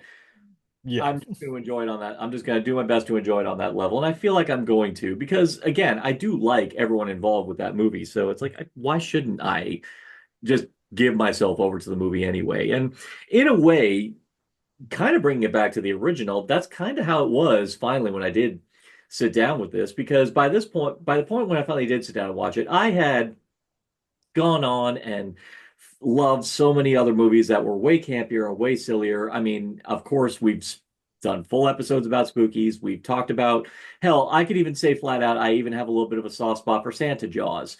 I mean, even stuff like the It's a fun Velocip, movie. yeah, the Velocipaster, freaking Oh, amazing. Velocipaster's amazing. Exactly. So it's like at this point in my life, I have no further excuse anymore to not watch these movies just because I had this belief back then that it was going to be so stupid that I was going to be like that I might as well put a Black and Decker to my head. It's like no, no, come on, Yeah. come on. And it's not. And people are just going to say, "Oh, you're just so you're basically going to turn your brain off." It's like no. Sometimes there's parts of your brain that need a level of entertainment just as much as the ones that want to feel intellectually stimulated. There are parts of your brain that need to be entertained too. The ones that just inject serotonin in your brain just because you're seeing something unashamedly fun without any sort of pretense of any sort of artistic integrity. Sometimes people just want to make a fun ass movie. Yeah. Yeah. Yeah, and that's that's the point of view of a lot of filmmakers, and whatever we end up getting out of it once it's out there is another story, Yeah. I don't read too deeply into a lot of deep Your messaging in podcast, dude. Anaconda. You make a big thing out of reading TD. I Well, do, I do the thing I because loved about your that's podcast is the way you always read yeah. it, read deep into shit. So I was like, Yeah, and sometimes, it's pulling out of your ass, and other times it's like there really is I think there's stuff to be found in just about anything you watch if you can find a way to connect to it. And exactly. to me, like that's what I've always loved about movies, just kind of, finding that thing that makes it unique to me. Hmm. But off the top of my head, I don't have a lot of that to apply to Anaconda. But that's okay because yes, we do also just need things to entertain us, and that doesn't mean turn your brain off. Hmm. It doesn't mean don't think during the film. Yeah. But I do think there's something to be said for just a simple monster movie that is ultimately kind of about us facing a fear and taking it down, and we need those things. So I mean, you know, just to give it the credit that we're giving it. I mean, if there's anything you could maybe apply to Anaconda, I mean, when you think, as I said before, had these people never picked up Paul Cerrone, things I confidently say would have probably gone off without a hitch, because the thing about all these characters on this boat is that they to me always gave off the impression that they respected their surroundings. They respected nature. It was clear that they were never going to find the tribes to fuck with them. Like they specifically wanted to do something to tell the world, hey, these people are here, and it's another reason why we shouldn't fuck with nature. mm, Because there's mysteries in this grand expanse that we don't know about, and this is just one of them. So please, and I feel like they would have done things gone they would have been practical. They would have I feel like things would have actually gone very well for them. sure, and there is a lot that happens because of their disruption of it. Like we joked a lot about, the dam and stuff, but that is the catalyst for the movie of what ultimately kind of fucks them over because you're coming into nature and destroying Hmm. something that you don't have the right to destroy. Yeah, And that's what they're John doing. Voight's character too in a nutshell, representative of poachers everywhere who just go in and think that they have the right to do whatever and kill whatever they want. Yeah, And because that's Anaconda's a movie to remind us of like, no, that's nature is unique and it's special and it can be scary, but you need to respect it because Mm. we share this planet with these creatures, and to do otherwise is ultimately our own doom. Yes, So, I mean characters like Paul Cerrone, he is a perfect personification of male of humanity's hmm hubris when it and comes male to hubris especially. male hubris particularly, but even then there's also just that hubris that humanity has towards nature where they believe that they are in full control of it, or at the very least that they can conquer it. And Hmm. Paul Cerrone is exactly that kind of character who he unfortunately plays this crew to varying degrees. I mean, he definitely plays Gary. He definitely makes him believe that he definitely gets him to change gears and betray the crew. Well, on another metaphorical level, you could say that he is very much a snake himself. Oh, well, one could say that our favorite protein shit face that he makes is him like impersonating a serpent to an extent. Like it's Yeah. like yeah, that's him like looking at his prey. I mean, it's no mistake that he keeps calling Denise baby bird. hmm A snake, especially an anaconda, would probably eat birds. In You all, see, all, even with Anaconda, there's more to it than you yeah, see at first glance. exactly. Look at that. So look at that. Just because the movie sells itself out to one doesn't mean there isn't value that you can't find in it your own damn self. And I hope we taught you that today. So, Exactly. so to conclude, let's go ahead and give each other our top kill of Anaconda. And here's a challenge: it can't be Paul Cerrone's. It can't be his. Ah. Well, if it can't be Paul Cerrone's, then I do think it has to be what's his face, Wood Westridge. Westridge. Yeah. Because even though I don't love the CG in that scene, I do think it's just like a really kind of cool moment, you Mm. know? Like Yeah. unfortunate for him, but but yeah, Oh, I'd yeah. probably go with that one. What about you? Let me see. I'm gonna be a little low key here, but I'd say just in terms of it being a really good cold open and in terms of setting the tone, yeah, and again, because it's Danny Trejo, it's that opening in the beginning does a great job of setting the idea. Like when anyone who knows Danny Trejo knows that this is a guy who's always great at selling characters that you don't want to fuck with, and even then, he looks like a character you don't want to mess with. But Hmm. when he's seeing stuff, but I love the way they do show don't they give great allusions to the power of this creature by the way the thing is like busting through the floor, leading up to him obviously being so damn terrified that he sewer slides himself on the freaking mast. I was like, that's such a great lead in to sell the power and the menace of this creature that even Well, someone who's like hardened like Danny Trejo is terrified of it. well, and what's cool about that too, if I remember the shot right, is you really get a, even though you don't actually see the anaconda from its point of view, you get a sense of just how inescapable it is. Because if I remember right, the shot sort of like rises up the Mhm. mass to him, so it's like even Yeah, though he's high up there, you can't get away from it, you know? exactly. Exactly. It's great stuff. Yeah, I remember the first time I saw it, I was like going, okay, this is hitting a tone I wasn't expecting it to go. So, and it's hmm legitimate. So yeah, yeah, Luis Loza, I've looked at yeah, you could blow my mind with the fact that he directed The Specialist, but this is a director who very, very much is all about just committing to making the best film possible, just knowing, but also just committing to the absurdity of it. I mean, I don't know if you've ever seen The Specialist, but that's a film that is owning up to its pulp origins. That is a Mm. pulpy ass movie. Like I'd say like Miami-based Sin City kind of movie. You know, Right it's on. Yeah, I haven't seen yeah. it, but I need to now. Yeah, I mean, and not only that, it's a film with yet another ill-advised accent, but with Rod Steiger playing a Cuban drug lord. Yeah. Oh It, yeah. Oh no. That's another winner. Speaking of kills, I have to mention one more thing, because I feel like it'd be shame if we didn't, is so another like high up there competitor with it is and I don't even think we mentioned his character, Mateo, played by Vincent Castellanos. Yeah. Or but I really love the shot after he's been eaten and you see and I believe it's his character, but you see the anaconda underwater and you see like his Yeah. like fa his impression in the flesh of the snake from inside. Oh no, I think that was Gary. But I think it was is it Gary Gary. Owen Yeah, Wilson's I think it was character? Owen Wilson's character that happened to. Okay, well either way, that's also a really just cool Yeah. moment I think in the movie.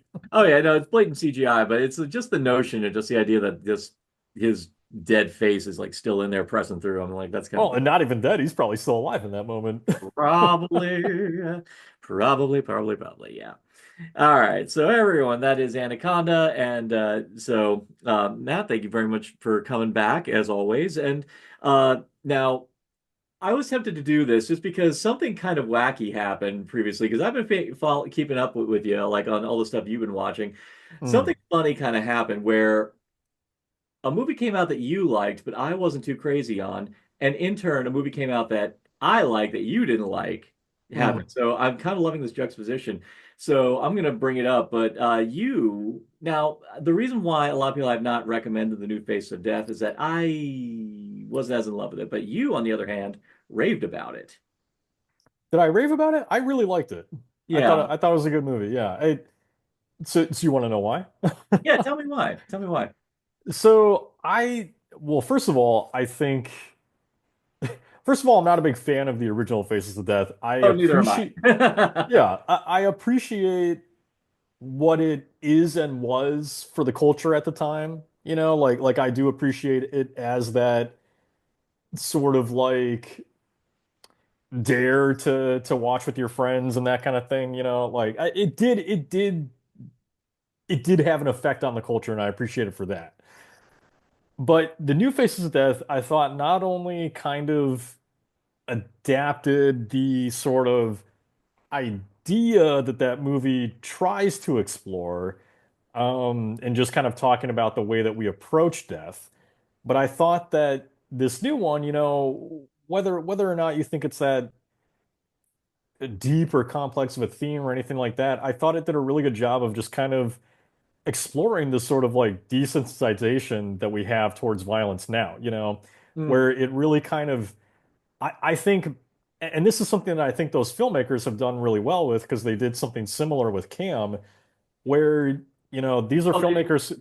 filmmakers who are kind of really getting into that concept of like, how is the internet changing us?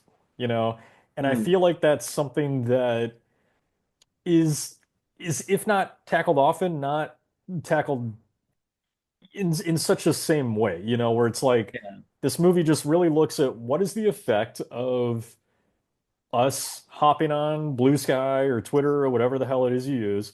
What is the effect of us hopping on there and just all you see in like every other post is violence or hate speech or, threats of violence? Like, what does that do to us as a culture?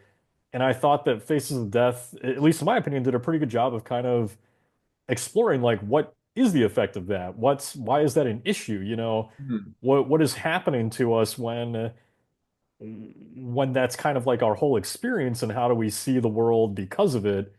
So I thought I did a really good job with that. I think, the disappointment with it, and I understand this comes from the fact that you know, to to people like us who are very well versed in horror, is there anything in this new Faces of Death that really reaches that like shocking level of the original?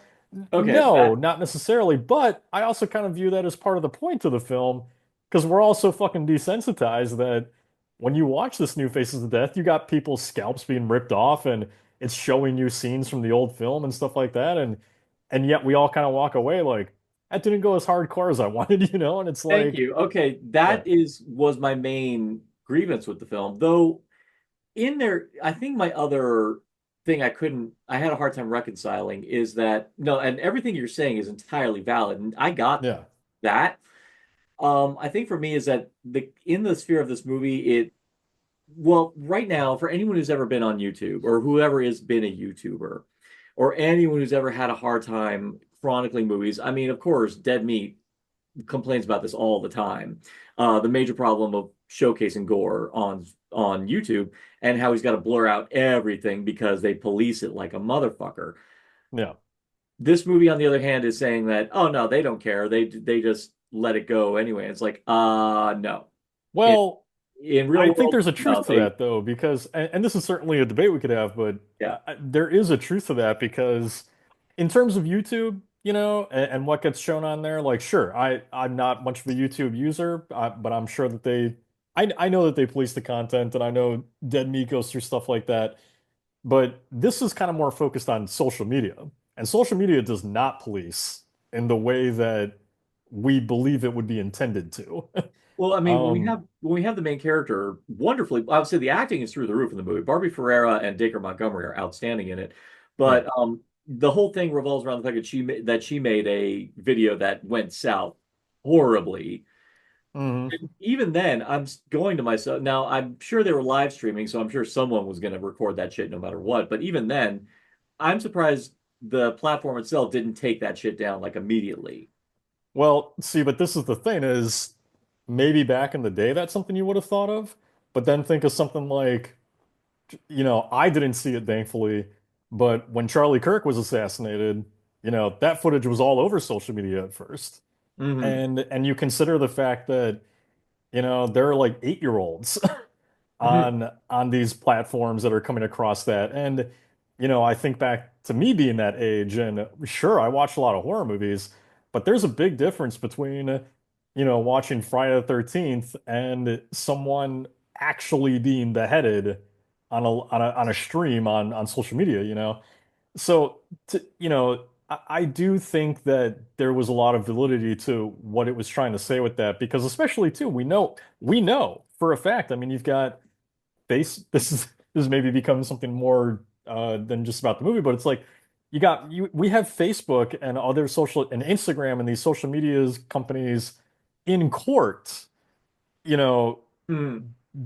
basically being found out to not moderate content in a way that's safe for people, but instead are driving content in a way to serve the algorithm where they're not Hmm. necessarily keeping you away from violence or anything like that. And in most cases, they're pushing it to you because the algorithm, you get more traction Yeah. with that kind of stuff. So Okay. I saw that as the point that it's trying to make, where it's like, because you see her in the beginning when she's going through all these videos, and the ones where she's like, oh shit, this might be real, with the killer that she comes across, like she tries to keep that off of it.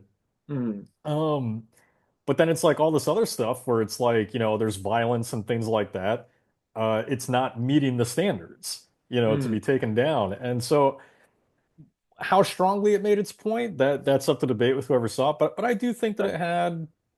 I do think that it had something relevant to say, and I think that's kind of why Hmm. I'll always ultimately side with the film if I feel like it really kind of has like a clear-cut thing that it's doing that I think, you know, either has me leaving the film thinking about it or is effective in any kind of way. Uh, and I thought it did that. Honestly, the only issue I have with the film at all was the fact that it maybe could have been more hardcore as a Faces of Death. But again, I just I wonder think if that's the point. ultimately, I think that's my thing was like, you're branding yourself to be like a tribute to something that was notoriously disheart. And even if you know it's fake, there are bits in the real Face of Death that were very hard to watch. So There are, and the I was, marketing did not serve this movie at all in that sense because yeah, it's out there saying like every generation has their, yeah. their tests or whatever, It's and just so it oversold it. But the we're in a movie post itself, it's just we're in a post Terrifier world. Yeah, you kind of have to level up. That's kind of the big thing here, that the big takeaway we have to say. But anyway, but moving on, mm, alternatively, on the other end of the spectrum, and I admit I kind of cracked up because I'm like going, oh God, I know somewhere down the line we're going to talk about this. So let's rip the Band-Aid off. Yeah, I know the fact that I adored this movie, but you did not. The Mummy. Lee Cronin's The Mummy. oh yeah, did not like Yeah. it, hated it Yeah, even. whereas on the other hand, absolutely adored it, over the moon about it. Yeah. Apart from the fact that I just freaking loved a lot of the body horror elements to it. And I'm gonna say this, and I don't care if I get lynched, but as much as I love the Brendan Fraser one, there has really, in my opinion, has never been a legitimately creepy anything relating to a mummy, like ever. I mean, I would argue the original Universal one has Eh, its moments. Well, because I mean, does it scary now? No, because it's well, 80 years that later, was but the even then, my major problem with that movie is like any kind of effective creepiness that movie had was in the dead beginning when you saw Boris Karloff as the whizzing corpse. But then the yeah. rest that he's a guy wearing liquid latex on his face and a dress. So it's Sure, but that moment to me lives in infamy of just seeing him like slowly open his eyes. Like there was some. It was creepy for then, you yeah, know. but even so, I'm like but even then, when you go through the whole legacy of mummies ever portrayed on film, I've never encountered one that wigged me out, or in the very case. So this was one that was endeavoring to do something different. I get the argument that people say he's recycling stuff he didn't get a chance to do in Evil Dead Rise, but that's fine as long as we get to see it here. And we were seeing like some gnarly, creepy ass shit. We even got Natalie Grace delivering an insane performance in the film, Mm. which I loved. And yes, you and I are not parents, so there's an aspect to this that we cannot 100% understand. But even then, I can understand a parent's desperation to want to cling on to something that they've lost. Any chance they get it back, I bought into Uh, these parents' desperation. I really did. it- So yeah, and that was the problem for me is I didn't buy into the situation whatsoever. And so like what you're describing, I agree with. Like I think that there's something to that sort of desperation that's present in the film. My issue with it is that, and maybe it's a one-off, and in his next film he'll go back to a little more not restraint, but understanding of kind of building a lack of restraint was atmosphere. definitely not his problem on the Mummy. Absolutely not. No. I'm not saying Yeah. I'm not saying I was lack of gonna say, restraint is no, the if there's problem with the one thing movie. we can both What agree I on, sure, is the fact that he definitely was not held back in terms No, of not about restraint. What I was saying is like, so Evil Dead Rise, right? Evil yeah. Dead Rise had a good sense of not not restraining itself, but also understanding how to build the tension. Mhm. And my issue, watching The Mummy, I had a feeling of like, I wonder how much coaching he was being given by guys like Sam Raimi for Evil Dead Rise, because The Mummy, he sort of reminded me a little bit of Andy Muschietti, who's another filmmaker I do not like because Really? oh yeah, I do not like Machete's work at all. Wow. And part of the reason is because I feel like both of them have so little understanding of what's actually scary and just kind of throw a lot of noise at you until like watching The Mummy, I just felt like exhausted because I felt like the movie was just screaming at me instead of actually pulling me in. And and so and in response to like not buying the situation, I mean it's like like I'm laughing about it just thinking about it. Like, you've got they bring her home and I mean not only does she look like a corpse, but I mean she's like fucking levitating off the bed and there's just constantly this attitude of like it's fine. Like she's Well, I think even then the performances are telling me is like they know deep down it's not fine, but again, it's that idea like I know, but when you watch a film and like the characters have no reaction to like their daughter levitating on the goddamn bed, it's hard to buy into that, at least for me. Mhm. I don't know. For me, that stuff. Well, again, there's the idea that I read into it that oh no, they're fully aware that this is crazy ass shit, but there's also just the whole conflict of like going, am I willing to put up with how far is my threshold that I'm going to put up with this shit just so I can have back the thing that I lost, so I can alleviate my guilt. And even then, I like the way they delved into that. The Mm, idea that, because they wouldn't have had to be there were it not for the husband's job. I like the idea and even then, the whole thing that got her caught in the first place. I don't know. I like the fact that they got into all that and they talk about the cause and effect of and these are not irresponsible parents, these are actually loving parents. It's not a case where he's like a neglectful parent. It was the yeah. case of just one brief moment of, and I even like how you realize it wasn't just him that she I like how the idea that both parents have a responsibility. It's not just one parent. And I like the movie Mm. took the time to explore that idea. So I don't know. There were just it may just be me projecting my own parental issues onto this, or just the idea like, you know what, for as shitty Well, as the situation is, I'm I can appreciate the fact that these parents legitimately gave a shit, but they also are haunted by the fact they made a horrible mistake, and a lot of them yeah. feel guilty for their own respective reasons, and there's even resentment between the two. I was like, sorry, yeah, Yeah, no, and I mean there's nothing wrong with yeah, like projecting onto it or anything, because yeah. to me, again, that's what I've always loved the concept that like Hmm. whatever I think is the most terrible film ever made or whatever, Hmm. there's someone who adores that movie, you Oh, know? absolutely. And Yeah. I've always loved that about film. So it's one of those things of like, if you connected to it on that level, then I think that's awesome. And Yeah. I'm glad you got that out of it. For me, I just didn't get there. Absolutely, but no, the reason why I wanted to bring it up on opposing sides of the spectrum is as a good Yeah. demonstration to everybody is the idea that both you and I can have a great mature conversation about both these films on both respective sides of the spectrum, and I'm like going, that's cool, that's cool. For sure. Yeah, no, absolutely. Like Like, never any need to be like, you like that movie, you a fucking idiot. Like yeah, that's I just mean, it's Uh, nonsense. it's one of those cases where, and funny that both cases with both Faces of Death and The Mummy, both these were divisive films upon release, and I love it. And I've said it before, and I'll say it again. I love it when a movie's divisive. The more divisive the better. Like I sometimes like Obsession comes out and we all agree that it's great and that's Yeah, great because it is.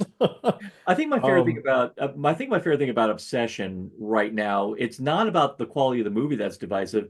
It's about everyone's interpretation of the moral boundaries that the film right. crosses, which makes me love the film even more. In the same way how I ended up loving Midsommar so much, because both of those are films that you can have great interpretations of the moral complexity of it, and it's so and I love the fact that the movie is such a basic monkey's paw premise, but somehow, some way, created something that made people legitimately debate. Yeah, and it's really special in that way. It is really special when you can get the majority of audiences agreeing that a film is amazing, and yet they have such divisive views on why, you Yeah, know?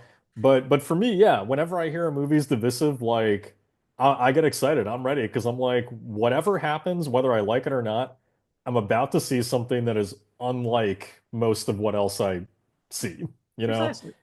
Oh no, Um, to be honest, I get more excited when I hear it's divisive because it means that I have to watch it because I got to have my opinion on it. Exactly. Yeah, yeah. It's not one of those that you can just kind of dismiss as like, oh, everybody hated this. I doubt I'm gonna like it. Yeah, precisely. I mean, and bring it back to our core movie. I mean, funny enough, had I not listened to all the pretentious douchebags and just listened to the people who said it's a grand old time, I probably would have Yep. enjoyed and watched and enjoyed Anaconda a hell of a lot earlier. Yep. So that's where we leave it, everybody. So again, Matt, thank you so much. And as is custom, go ahead and give us your socials where they can find you. Yeah, no, thanks for having me, man. It's always a blast.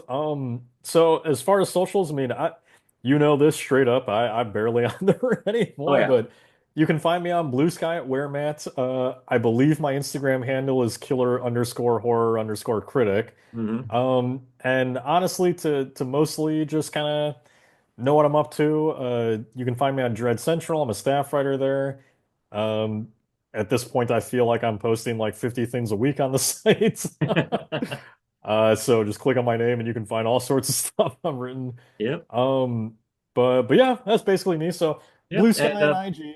Yeah. And also for everyone, stay tuned on Narcotic Casserole for the month of November because you will be joining us for our mini-series podcast, Grow Up 007, where you will be Yeah. joining us talking about The World Is Not Enough, Yeah. which Speak.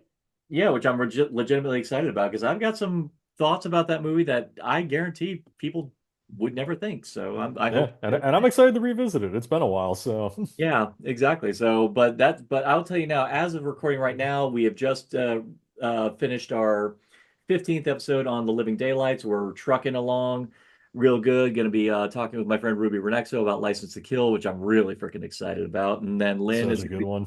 yeah, and Lynn's going to do GoldenEye, and then yeah, moving on, and hopefully we get these done enough because I want to do some additional like kind of special episodes, to kind of like tag in it because I'm having too much fun doing it.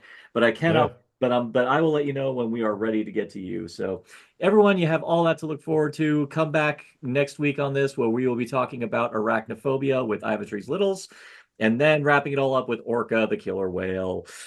Orca. Yes, John Wick of Wales. Love that whale. All right, everybody. All right, you go forth, enjoy, and if you oh no, you spook will be over by the time. Yeah, anyway. If you wish to delve into the dark bowels of human imagination, ask yourself the simple question, what's in the podcast? Thank you for joining us on this edition of What's in the Podcast. If you find yourself hungry for more deep cuts into the gloriously morbid and macabre, you can also find us on TikTok, Bluesky, and YouTube at Narcotic Casserole. You can also follow us on Instagram at Narcotic Casserole 25. Follow us if you dare.